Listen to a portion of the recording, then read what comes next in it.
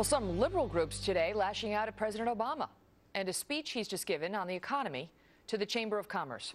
They say he needs to be tougher with business leaders, but the president had a very different message earlier today. Take a listen. We can and we must work together, whatever differences we may have. I know that all of us share a deep, abiding belief in this country, a belief in our people, a belief in the principles that have made America's economy the envy of the world. Well, Simon Rosenberg is director of the New Democrat Network, NDN, and a former Bill Clinton campaign advisor. Simon, thanks so much for being here. So sure, Megan. Now he's getting flack from the left and the right, by the way. But it's interesting to hear the left complain just because he wants to go to the Chamber of Commerce to extend a bit of an olive branch. This is part of his reaching out to business, effort. And you've got groups. I guess there's one in particular called the Agenda Project that says he should not even be meeting with the chamber officials and slamming the chamber and any sort of alliance with them. And you say what? I don't agree with that. I mean, I think the president went to the chamber today to discuss a common American agenda. I mean, the things on the table were simple. Things like investing in infrastructure, improving our education, increasing our exports, corporate tax reform, which is important to the business community and our competitiveness.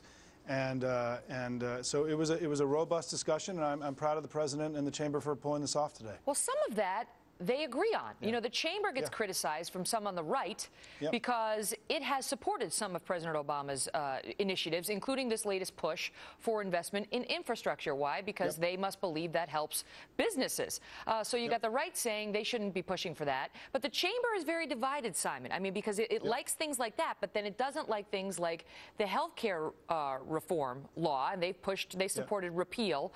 So what does President Obama hope to achieve by going and speaking to this group?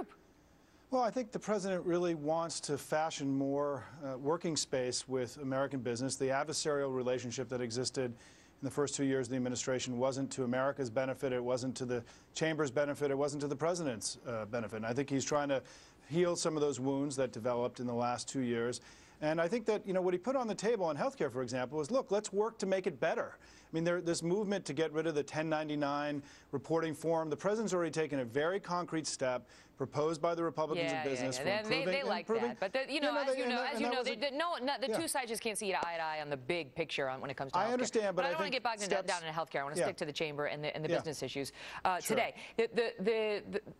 Some people feel that this is hypocritical because President Obama, as you know, leading up to the midterm elections, went after the chamber. He went after Karl Rove, and he went after the Chamber of Commerce, and so did his supporters, accusing them of taking foreign money and funneling it into the election, a claim that was debunked, including by many left-wing publications and pundits. So they feel that maybe now it looks hypocritical for him to stand before the chamber and say, kumbaya. I don't think so. I mean, I think the president is clearly trying to fashion a new agenda for America's competitiveness. And look, business should be happy right now, Megan. I mean, corporate profits are way up. They're sitting on tons of cash. The stock market has come back a long way. The unemployment number has dropped very significantly in the last couple of months. The economy is clearly improving, and corporations are doing pretty well. But there's more we can be doing, and I think that's what the president put on the table. He's made it clear that the next 2 years of his presidency is going to be an awful lot about getting America into the 21st century economy in a better way than we had over the last decade. He can't do that without business in the Chamber of Commerce, and that's what he did today. But his detractors say it's all a shell game. They say it's all for show. They say, look, he hasn't moved anywhere. He told Bill O'Reilly in his interview last night, I haven't changed my ideological shift or focus. I am where I always was. And they say, look, you know, the real belief of this president is not pro-business. It's not pro-free market. It's this. Look at here's a clip from last year. Yeah. Okay. We're not trying to push financial reform because we begrudge success that's fairly earned. I mean, I do think at a certain point you've made enough money. But, you know, that part of the American way is, you know, you can just keep on making it if you're providing a good product or you're providing good service. Right? That's what they think of when they think of President Obama toward the free market economy in America. At some point, you've made enough money. You know, I do think you need to spread the wealth around. I'm not here to protect the Wall Street fat cats. And so some folks who don't like his policies say that's the real President Obama, and the rest of this is just show to try to win over independents before we have the next presidential election. Well, obviously, I don't agree with that, and I think if the proof is in the pudding on where the economy is going, I mean, if this guy was a socialist rabble-rouser, why are corporations doing so well in America today? Clearly, corporate America is prospering under this president and this presidency, and I think what he's saying, Megyn, is that there's more we can do together. That there's improvement. We can find common ground, and I think he's very sincere. Look what he's rolled out in the last 2 weeks. We've had two of the most important American businessmen in the last 25 years, right? The head of GE, the founder of AOL, come on board the administration to work with this administration to promote exports and more domestic job growth. And so I think the president is very sincere that he's saying, I know I can do a better job. We can create more jobs. We can increase our competitiveness. We need to work together or America won't be well served. And I think this was a sincere effort today at the Chamber. Certainly the Chamber feels that it was. And the statements the Chamber's been making today is taking this at face value and saying we can work with them. They're actually going to sit down with Bret Baier tonight on Special Report. But I just want to let our viewers know the latest on the unemployment. Just want to update you because this just crossed today. For those who have a job in this economy, you are less likely to lose that job now than at any point in the last 14 years. That is the good news. The bad news is people without jobs are staying unemployed for longer periods right now. Of the 13.9 So, Megyn, there's more we million, can do. There's more we can do.